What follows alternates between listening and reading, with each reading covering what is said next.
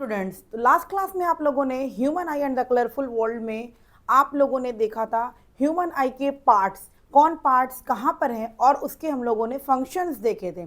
I hope कि आप लोगों ने वीडियो देखा होगा। आज हम लोग बच्चों देखेंगे वर्किंग ऑफ ह्यूमन आई। ठीक है ना, हम लोग हर पार्ट्स के बारे में जान गए और उसमें मैंने आपको बताया था लाइट कैसे इंटर करती है और कैसे फंक्शन करता है, कैसे वर्क करता है ह्यूमन आई।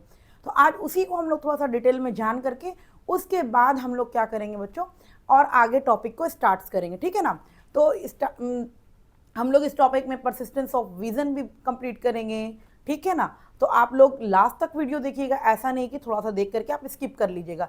तो वर्किंग ऑफ ह्यूमन आई सबसे पहले हम लोग देखेंगे बच्चों, किसी भी ऑब्जेक्ट से जो लाइट आ रही है, कोई भी ऑब्जेक्ट, ये देखिए मेरा ए बी एक ऑब्जेक्ट है। ठीक है ना, एक ए बी ऑब्जेक्ट से लाइट क्या कर रही है, इंटर कर रही है। कहाँ? लेंस में। और ये इंटर करके कहाँ इमेज फॉर्म कर रही है? रेटिना पर इमेज फॉर्म कर रही है। आप देखो कि इमेज जो फॉर्म्ड हुआ है वो इमेज जो है बच्चों हमारा इन्वर्टेड है।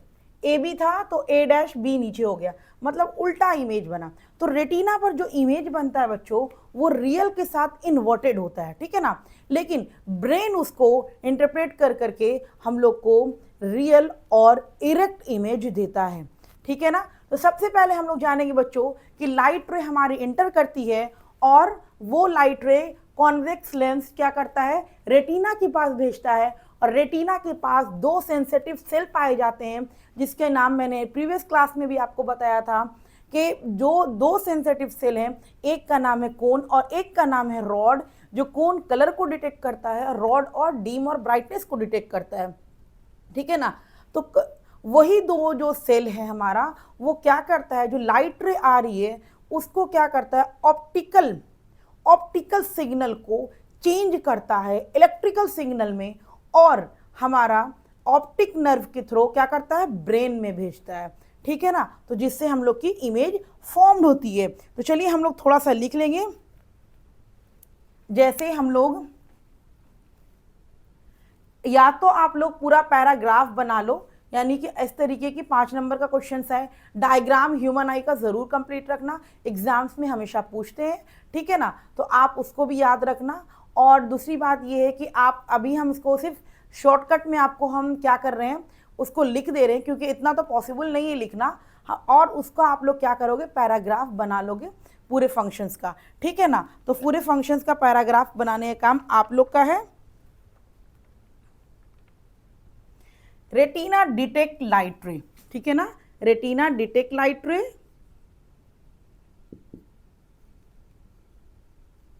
डिटेक्ट लाइट रे। ठीक है, अगर आप लोग को नहीं दिखेगा तो आप लोग बता देना कि हाँ मुझे नहीं दिख रहा है ये कलर, आप दूसरा कलर यूज कर लें। ठीक है, आप ज़रूर बताना कि हमको ये कलर नहीं दिख रहा है, नहीं समझ में आ रहा है, तो मैं आपको दूसरा कलर भी बताऊंगी। ठीक है ना,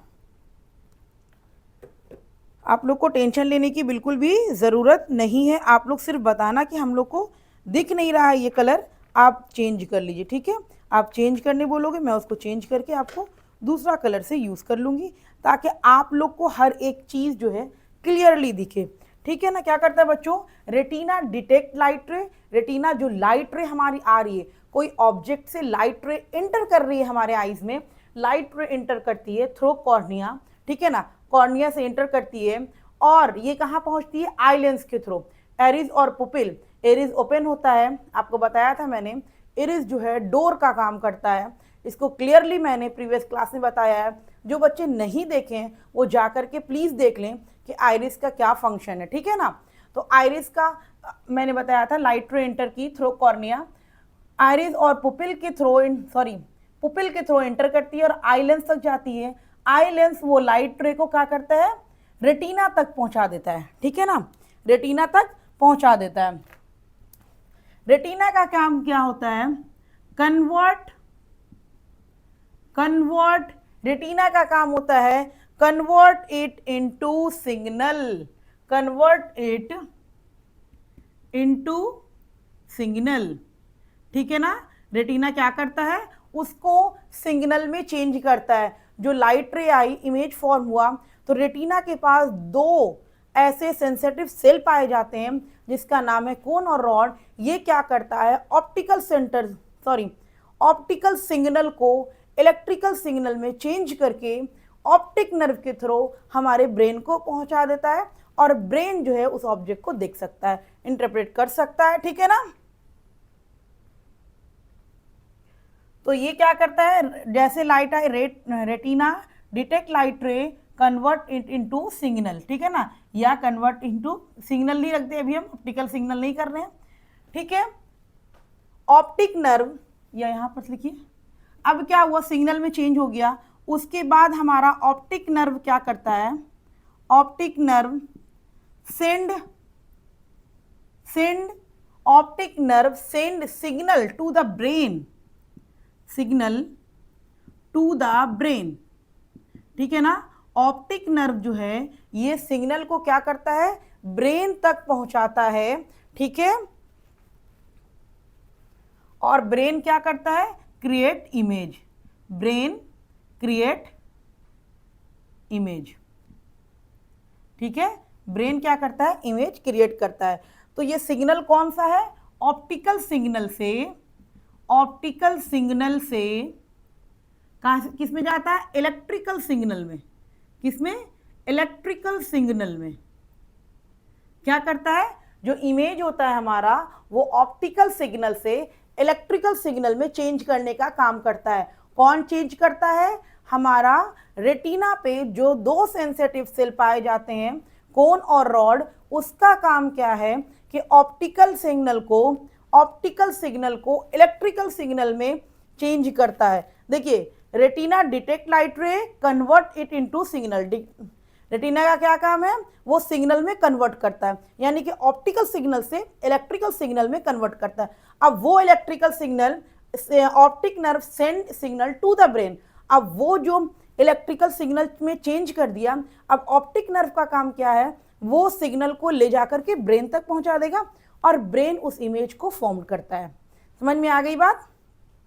तो एक बात और समझ में आएगी, रेटिना जो इमेज फॉर्म करता है वो रियल और इन्वर्टेड फॉर्म करता है, लेकिन ब्रेन जो है उसको चेंज करके हम लोग को रियल और इरेक्ट इमेज देता है।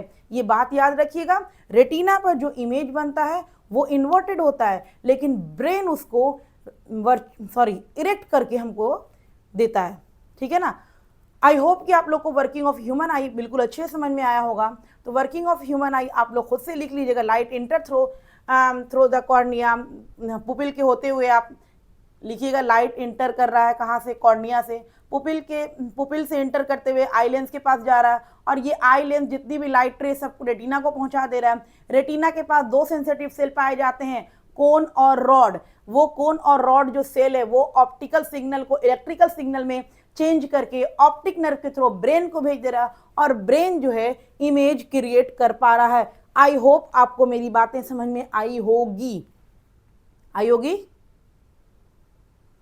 चलिए अच्छी बातें आ गई तो, और आप खुद से लिखने की कोशिश करिएगा, नहीं लिखा जाएगा तो आप ज़रूर मुझे कमेंट करिएगा। मैं आपको नोट्स सिर्फ वर्किंग ऑफ ह्यूमन आई का, बाकी मैं नोट्स इतना करवा देती हूँ कि आपको अलग से नोट्स कहीं पर भी कुछ भी बनाने की ज़रूरत नहीं पड़ेगी।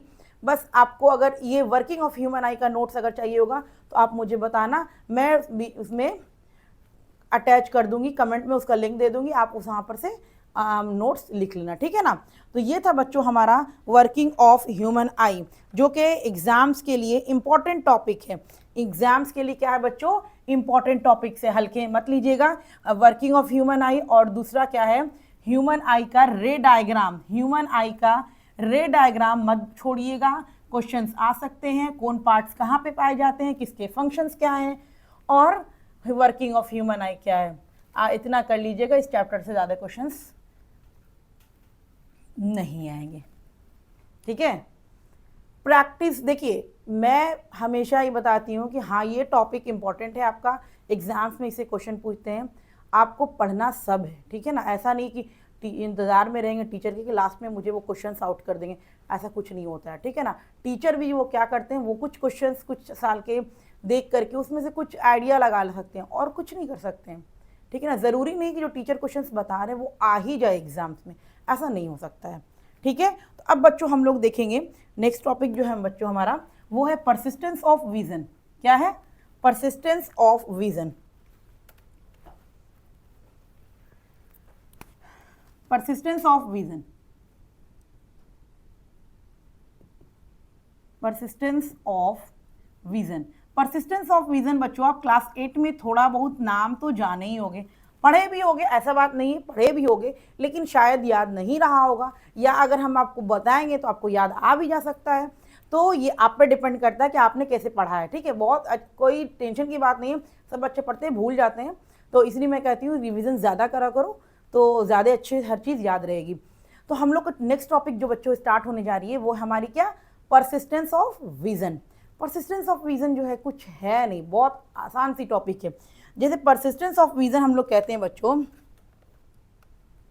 जैसे हम लोग कोई मूवी देख रहे हैं या फिर कुछ वीडियोस देख रहे हैं, तो वो क्या होती है, कुछ वीडियो जैसे आपने वीडियोस देखी और बंद कर दी, बंद तो आप कर देते हैं, लेकिन कुछ सेकंड के लिए वो वीडियो की बातें हमारे माइंड में चलती है, कुछ सेकंड के लिए, ठीक है ना।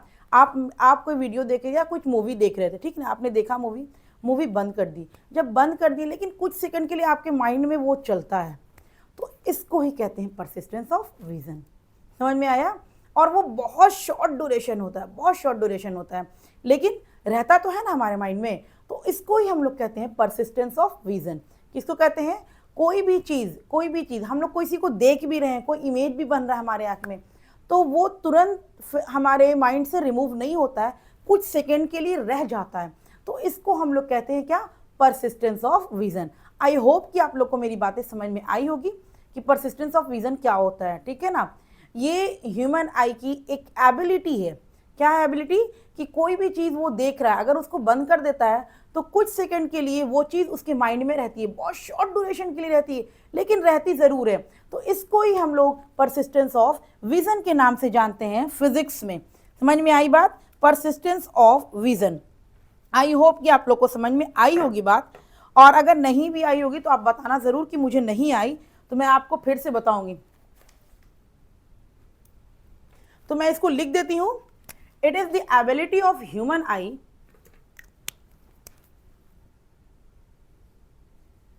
it is the ability of human eye। किसी को अगर नहीं दिख रहा है इस कलर में तो प्लीज़ बताना मुझे, ठीक है ना, कि मुझे आपका नहीं दिख रहा है, तो मैं कोशिश करूंगी कि दूसरा कलर यूज़ कर लूं। क्या है कि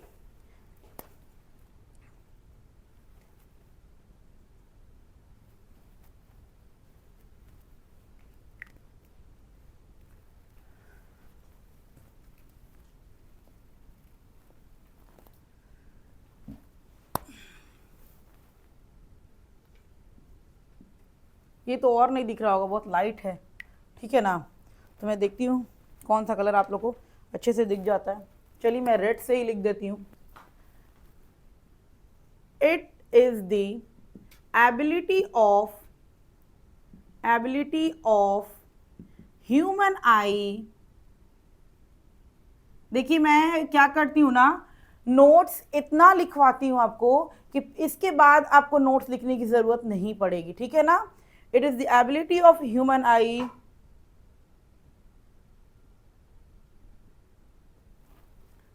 to retina impression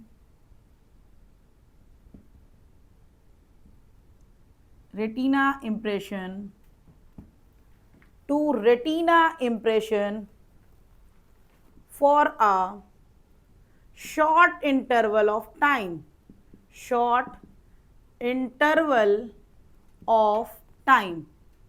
ठीक है ना।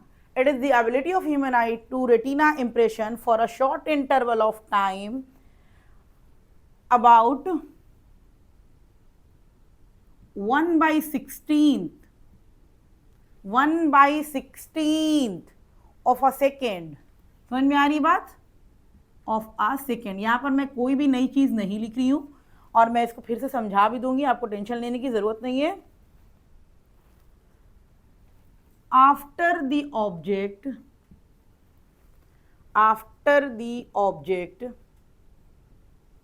disappeared, ठीक है।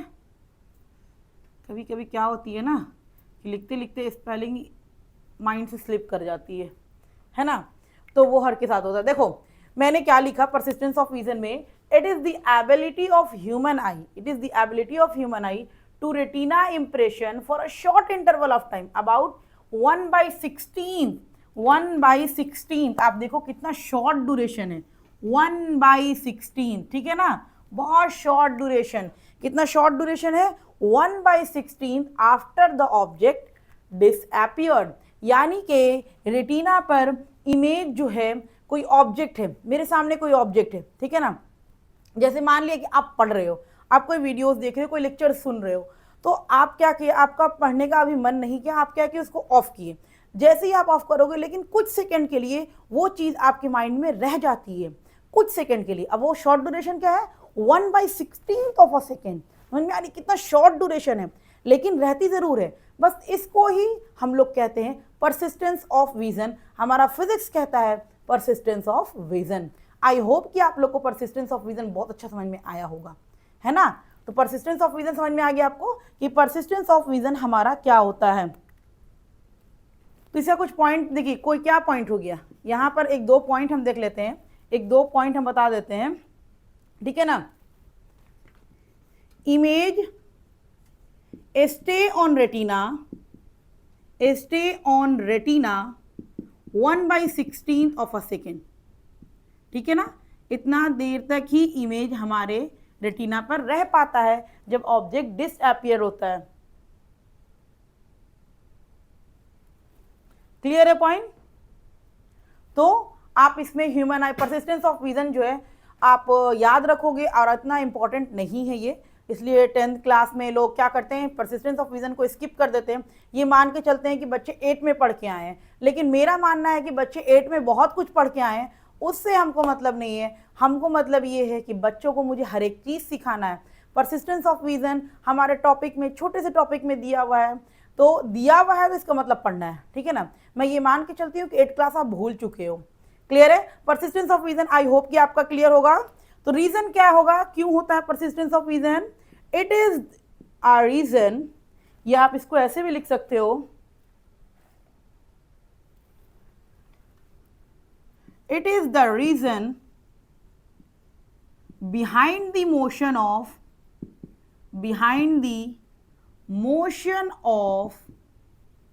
it is the reason behind the motion of picture technology, ठीक है ना, पिक्चर टेक्नोलॉजी। चलिए, तो ये था बच्चों हमारा आज का working of human I and persistence of vision. Working of human I hope कि आपको क्लियर हो गया होगा कि मैंने किस तरीके से बताया। सिंपल सा पार्ट है, लाइट किसी भी ऑब्जेक्ट से इंटर करती है हमारे आई में थ्रू कॉर्निया, और पुपिल के थ्रू वो आई लेंस पे जाती है, और आई लेंस उस लाइट रे को क्या करता है, रेटिना तक पहुंचाता है। रेटिना पे दो सेंसिटिव सेल पाए जाते हैं, एक कोन दूसरा रॉड। ये इसका काम क्या है, ऑप्टिकल सिग्नल को इलेक्ट्रिकल सिग्नल में चेंज कर करके ऑप्टिक नर्व के थ्रू हमारे ब्रेन में भेजता है, और ब्रेन उस इमेज को फॉर्म करता है। रेटिना पे जो इमेज बनता है बच्चों, वो हमारा बनता है रियल और इन्वर्टेड, लेकिन ब्रेन उसको चेंज कर करके रियल और इरेक्ट इमेज देता है। ये हो गया हमारा वर्किंग ऑफ ह्यूमन आई, जो आप लिखने की कोशिश खुद से करिएगा, नहीं लिखाएगा कमेंट करिएगा, मैं आपको इसका नोट्स डीएम कर दूंगी, ठीक है ना। उसके बाद बात आई हमारी परसिस्टेंस ऑफ विजन की, जो कि बहुत आसान सी टॉपिक है, सिंपल सा है कि हम लोग कोई भी चीज़ को देखते हैं, अगर वो ऑब्जेक्ट वहाँ पर से डिसअपियर हो गया, हट गया, तो हम लोग के लिए माइंड में कुछ सेकंड तक वो इमेज रह जाता है। वो सेकंड है 1/16 ऑफ अ सेकंड, बहुत शॉर्ट इंटरवल के लिए, तो इसको हम लोग परसिस्टेंस ऑफ विजन कहते हैं। आई होप ये दोनों टॉपिक आपको बहुत अच्छे से क्लियर हुआ होगा। नेक्स्ट क्लास में बच्चों बने रहिएगा, हम लोग ब्लाइंड स्पॉट और कलर ब्लाइंडनेस, नाइट ब्लाइंडनेस को क्लियर करेंगे, क्योंकि हम लोग को हर चीज़ जानना ज़रूरी है, ठीक है। नेक्स्ट क्लास में हम लोग ब्लाइंड स्पॉट, कलर ब्लाइंडनेस और नाइट ब्लाइंडनेस, उसके बाद हम लोग क्या पढ़ेंगे, डिफेक्ट पढ़ेंगे, चैप्टर एंड हो गया, ठीक है। ज़्यादा चैप्टर में कुछ पढ़ना नहीं है हम लोग। इसके बाद बच्चों ब्लाइंड स्पॉट और कलर ब्लाइंडनेस, और बहुत सारे टीचर्स तो इसको स्किप कर देते हैं, ब्लाइंड स्पॉट, कलर ब्लाइंडनेस, और डायरेक्ट वो आ जाते हैं किसमें, डिफेक्ट में। तो हम चाहते हैं, मैं ये चाहती हूँ कि छोटे छोटे टॉपिक्स हैं उसको भी थोड़ा सा रिवाइज कर दिया जाए, ताकि जो बच्चे को आता है उनके लिए तो बहुत अच्छी बात है, लेकिन जिनको नहीं आता है, नहीं समझ में आता है, तो उनको थोड़ी मदद कर दी जाए, ठीक है ना। तो बस यही मेरी थिंकिंग है।